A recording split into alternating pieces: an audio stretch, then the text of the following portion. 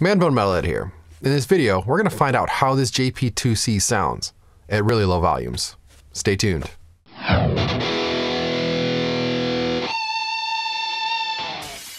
So one question I get asked a lot is, will this JP-2C piss off my neighbors? We all know that tube amps really don't sound that great when played at really low volumes. For instance, my Marshall DSL 100, I have to crank that up to about 2.5 before it actually sounds good. Anything under that sounds completely awful. By the time you get it to where it sounds good, it's practically blowing your eardrums out. So we're really gonna find out how this one stacks up at low volume. Now the way I'm gonna do that is by using this SPL meter. Basically, all this does is give you a sound pressure level in decibels, and you can use that as a reference to how loud something is.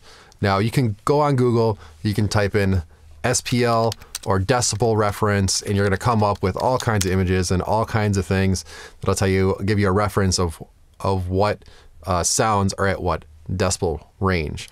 For instance, 60 decibels is normal conversation level, and 70 decibels is a vacuum running. So I'm gonna go ahead and record at my normal playing volume, which is about 10 o'clock on the master output, and it reads about 105 dB on the SPL meter. After that, I'm gonna do a few more tests where I do 70 dB, 80 dB, and 90 dB. At 70 dB, you barely have this thing turned up just a touch, and at 90 dB, you're not even at 9 o'clock on the master output. Now after that, I'm gonna do some tests with the 60 watt setting. Now the 60 watt setting is gonna give you a little bit more headroom, so you can kind of crank that output volume up just a touch more. I mean, really, if you keep it at the same output, go from 100 watt to 60 watt, you're maybe going down about 1 or 2 dB, which isn't that much. So you get a little bit of room there, but not as much as I might have hoped. I am going to be setting this meter about 5 feet away to take the measurement. So in order to do this test, what I'm gonna do is set up my second channel on here, my normal distortion channel. So I'm gonna go ahead and record a couple riffs on my looper, and then we'll run that through at different output levels of the JP-2C. That way we can take the plain variable out of the equation. I'm gonna send the JP-2C through my 2x12 and mic up the Celestion Vintage 30 speaker. I'm gonna use a Sennheiser E609 and a Sennheiser MD421 to record that. The 421 is gonna be on the inside of the cone, and the E609 is gonna be on the outside of the cone. I'm gonna send those through a couple of classic API mic preamps, and finally into my RME Fireface 800. Now obviously I'm gonna have different recording levels as I change the output volume of the JP-2C. To counteract that, what I'm going to do is I'm not gonna adjust the preamps at all. I'm gonna keep those exact same, so you're not getting any different coloration from those preamps. I'm gonna sum the two mics together and then normalize the pair. That way we don't have a volume difference from recording to recording. We can just assess how the amp sounds.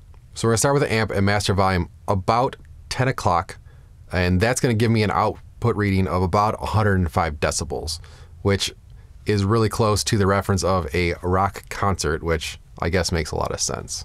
I'm sitting right next to this amp. It's gonna be really loud, so I'm gonna put in some hearing protection. And then the last thing I need is a guitar.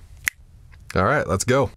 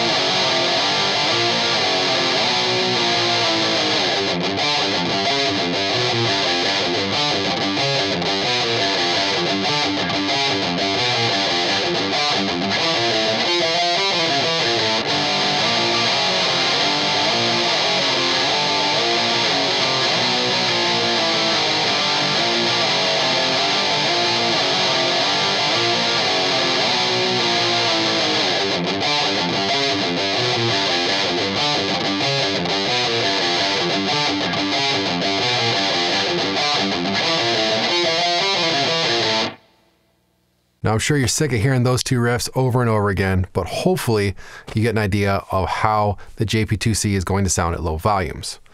Now, my opinion, as you roll off that gain, you do start to lose a little bit of the low end oomph, and it starts to sound a little harsh. And I think it's pretty obvious when you listen at like 70 dB. That being said, I don't think that the amp sounds awful when played at low volume, which is great to hear for those people that are looking to get this amp. The one thing I noticed while I was in the room and changing the gain and listening, to the different levels, the lower levels they did not sound as good to me at all. But listening to the mic levels, they don't sound as bad as I kind of thought. And there's two reasons to that. One is when you're in the room with the amp and it's just pumping and you can really feel that bass in your body. I mean, that really helps. And as humans, we're going to tend to favor things that are louder. If you take an identical sound sample, copy it, and make one louder than the other, and listen to those, you're going to favor the one that's louder.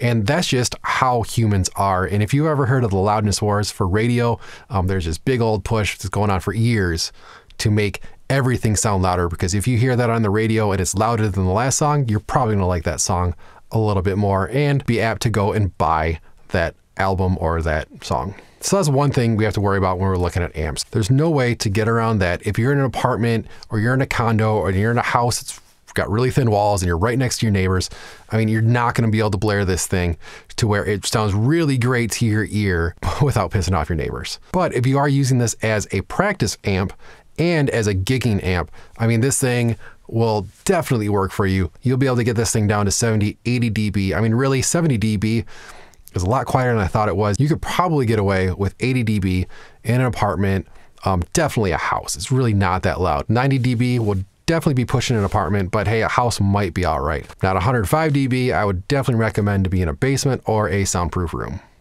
That's about it, but I'd like to hear what you think about the JP-2C at low volume. Leave a comment below and let's get a discussion going. Hopefully this video helped you out. If it did, please give me a like down there below. Really helps me out a lot. And if you want to hear more about what I'm working on, gear, reviews, tips, tricks, techniques, all that kind of stuff, give me a subscribe and hit that little bell icon so you're notified as soon as those videos come out, and I come out with one every Wednesday. But hey, until next time, rock on.